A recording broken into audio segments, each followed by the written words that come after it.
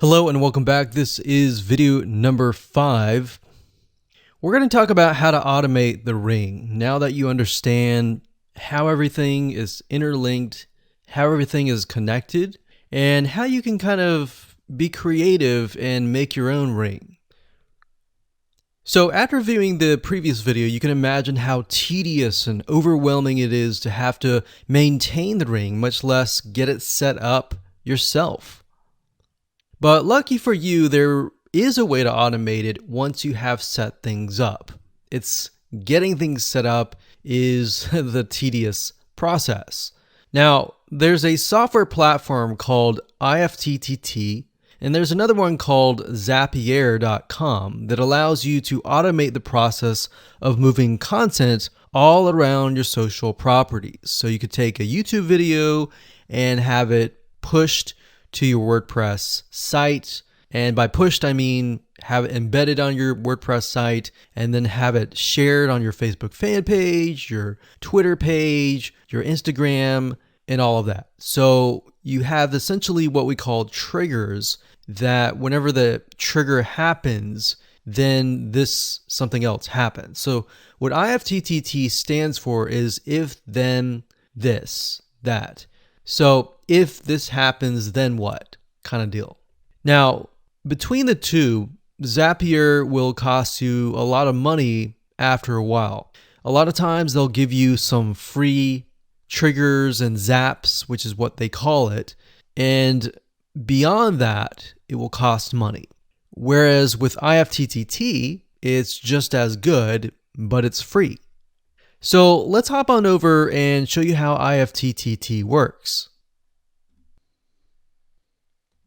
Okay, so if you head on over to ifttt.com, that's ifttt3ts.com, you'll see this page. You can go ahead and create an account, and you'll find a lot of really cool, interesting triggers, is what we call it, in Ifttt. So what a trigger is let's say you upload a YouTube video, and then the system detects that the video has been uploaded.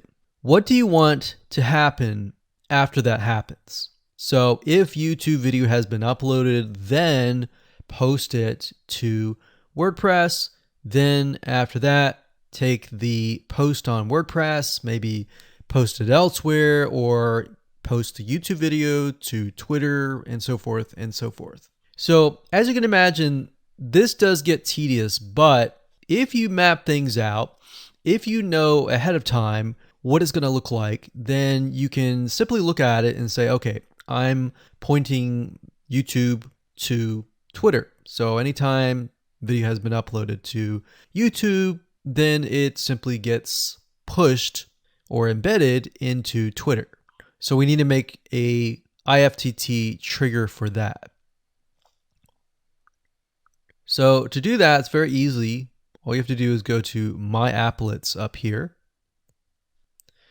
and you can do a search for applets. Now services over here, I'm not going to click that, but this tab here allows you to essentially connect to all of the services that you're going to be using. So for example, as you can see here, I've got Tumblr to Weebly, RSS to Google Drive, a YouTube like to OneNote, YouTube like to Facebook page.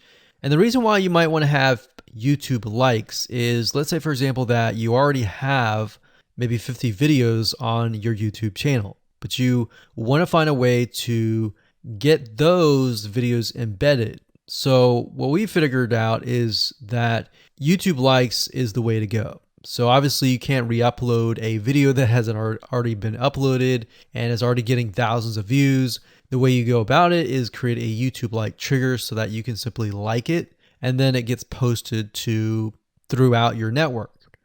Now, as you can see here, you can easily get lost in the mix of everything. So that's why I said visually map everything out first, and then from that point, then you can simply go in and set things up. So like Blogger to Weebly, YouTube to Facebook, YouTube to Blogger, YouTube to Instapaper, YouTube to DIIGO, YouTube to Google Plus page via Buffer, and all that.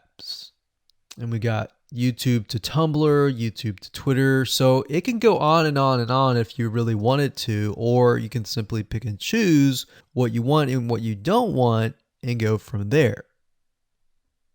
Now, in order to turn them on, you can simply click here to turn them on. But for the sake of just showing you, this is what it looks like. So as you can see, the Tumblr to Weebly is activated. So when it is activated, it'll have the on button and the green light. Hello and welcome to video number 6, and we're going to talk about account creation. Okay, so obviously in order to set up the Ifttt ring, you need to have accounts for all of your branded social properties. So in other words, you need to have the username and password for Facebook, for Twitter, for all the other social media properties. Now, obviously, if you already have some, then great. You don't have to create those. But for the ones that you do not have, you want to be able to create those. Now, while that does sound very simple, there's a few things that you really need to focus on. So to make sure that you're successfully able to do this without risking your accounts being closed, and that does happen, we're going to cover a few things that you must do with all of your accounts. In fact, some of our accounts have been banned or closed by mistake because it has to be done a certain way. So you need to make sure that you have everything correct. Now, first, you need to have an email address, preferably a Gmail account or an email account that is reliable. And you need to have one email address for that. Typically, you want to have something that is branded as well, because you never know with these social media platforms if they're analyzing every step of the process.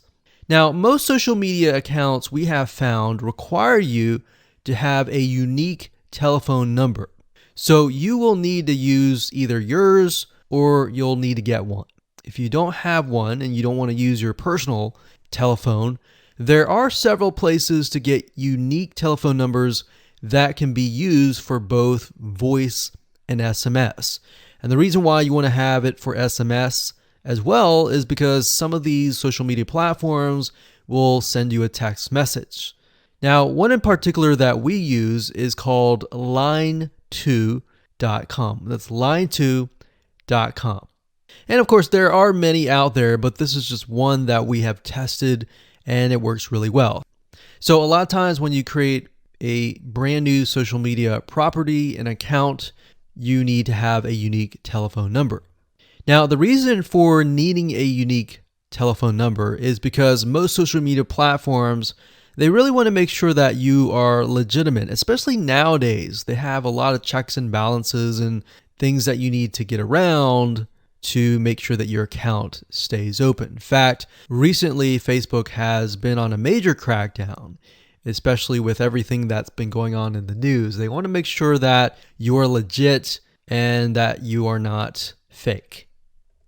Another thing is you'll also need to have a short bio, a description about your business, your website URL, a picture that is yours, and a professional, or if you don't have your picture, you can use a professionally royalty-free stock photo. Now, why do you need all this information? Well, the reason why you need all this information is because when it comes to account creation, you are going to need to have every piece of these items in hand to copy and paste over. Obviously, if you outsource this process, it's going to be a lot easier. And with that case, you're definitely going to need these items. And it's just going to make your life a lot easier when you're able to copy and paste and all of that. Your picture is actually very important because even Facebook will review photos on all accounts to make sure that fake accounts are not created. In fact, we created an account one time and it was using kind of a fake image. And even though it was royalty free and all of that, Facebook declined it and in fact did not approve the account. So they really want to make sure that your account is legitimate. Now, it's best if you take all this information and you write it out in an Excel spreadsheet so that you have it in hand, you have the username and passwords of all the social media properties, and you can simply log in and begin to create the accounts. So those are kind of the best practices that we have found over the years in terms of creating accounts. And while some of those seem very basic, the one that really stood out that was really important was making sure that you had that unique telephone number.